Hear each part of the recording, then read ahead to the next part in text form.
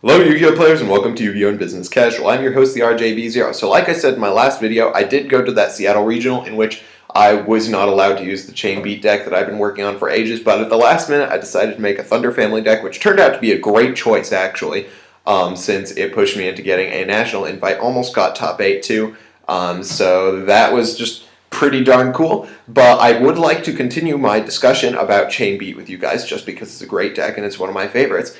And before I can get on to discussing the actual play styles of the deck, some of the best plays to make, how to run it right, cards to use in the deck, I probably should address the variants of the deck. Why? Well, because they're roughly a digazillion variants, and also because each variant has a completely different play style.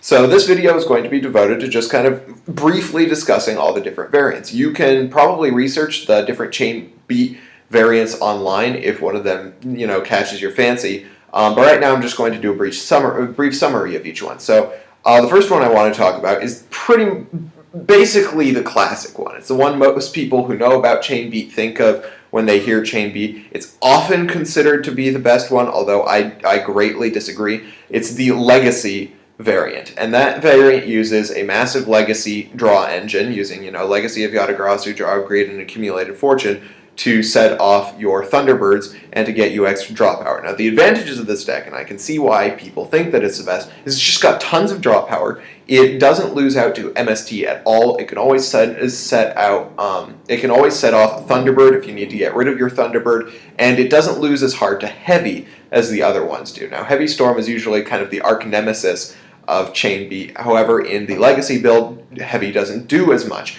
One of the reasons why I do not think that it is the best variant of the deck is because of the draw engine, actually. Even though it does have a massive amount of draw power and it doesn't lose out to your spell card or your spell and trap destruction cards as much, you are taking up a ton of slots in your deck with draw power. And although draw power is great, it doesn't make the plays that you need to make for the deck.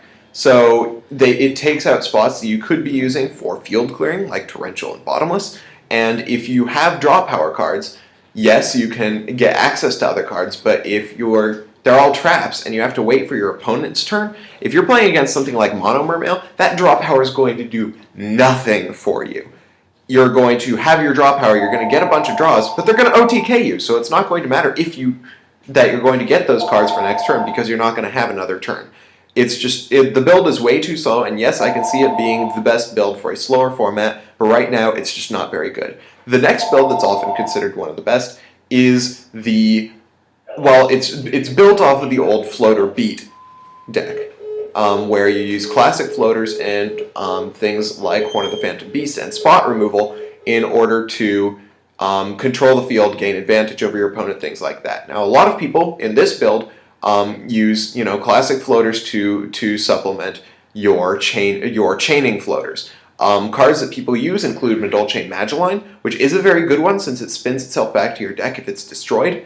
So you can have infinite Magellans basically. The one reason why I wouldn't use it over my second option is because you can't run Horn of the Phantom Beast with Madolche Magellan. It doesn't help you as much. But with Photon Saber Tiger, which is the other one that a lot of people use, you can justify running Horn of the Phantom Beast, which is a great trap card. It gives you 800 extra attack in the damage step and allows you to draw cards if you destroy monsters by battle. So if you've got a Photon Saber Tiger, you can make it have 2,000 attack and allow you to draw cards. Or if you have 2 on the board, you'll have 2,800 attack. You can also equip it to your Wind-Up Rabbit, which gives your Wind-Up Rabbit 22 not under tanky, 23 under tanky, and up to 28 under things like the Seal of Orichalcos. So the deck gives you a ton of card advantage and allows you to run one of the best trap cards in the game. It's a very good build. Some of the disadvantages include, once again, it has a lot of weakness to decks that can use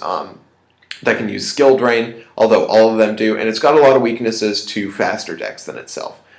Even though it does have the same kind of spot removal and field clearing as the other builds do, it doesn't have the speed that it needs or the kind of heavy protection that it needs in order to get past things like Mono Mermail and Prophecy. Now the next build is one that's very similar to your legacy build. It's the beat and burn version, which is basically chain burn except with monsters and monster removal. So you use Chain Strike and Secret Barrel on top of your legacy draw engine and your rabbits and your Thunderbirds in order to get a little extra burn damage and not have to poke as many times. And the advantage of this deck is that it almost always wins game one, like Chain Burn often does. However, it loses even harder to the side deck than the other builds. It has even less protection and monster removal than the other builds, and also it makes you lose friends. So the ways to mitigate this are to, run MSTs and stuff like that, and not even run this build. I don't think it's a good build, and I suppose that if you want to mitigate the friends problem, just don't have any friends in the first place. Now, the build I want to talk about the most, I suppose there are more builds, but I can't think of them right off the bat. The one that I want to talk about is probably my favorite, especially for this format. It's the Chain Garden build. Now, this is often actually considered one of the worst builds, but I actually highly disagree. What Chain Garden does is it uses the protection of Black Garden in order to make all of your opponent's monsters have their attack, and then they give you tokens. Now, the reason why this works is because Rabbit and Thunderbird have effects that do not special summon them. They return them to the field. So what you can do is you can summon your Rabbit and then activate the Black Garden over it, or even if you have your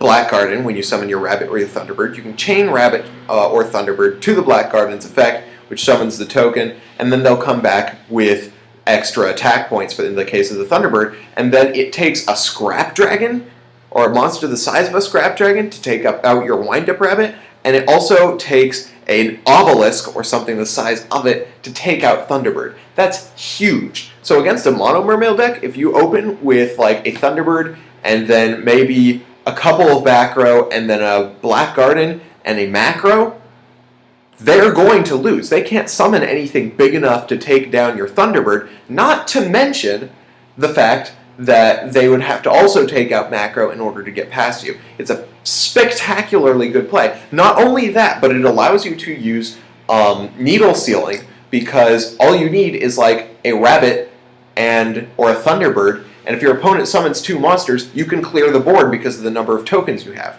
Like, even if you only have the Thunderbird and the Black Garden, then your opponent just has to summon two monsters in order to be able to clear the field. So I think it's my favorite build. It may not be the best build, but I think it's the one that works best for this format. So those are the variants. If you think of any others, of course, leave them in the comments section or make a video response. So if you like this and you want to see more videos, absolutely hit that thumbs up button and subscribe for more Chain Beat madness. Until then, this is the RJB0. Once I start up my computer again, I got a jet. See you guys later.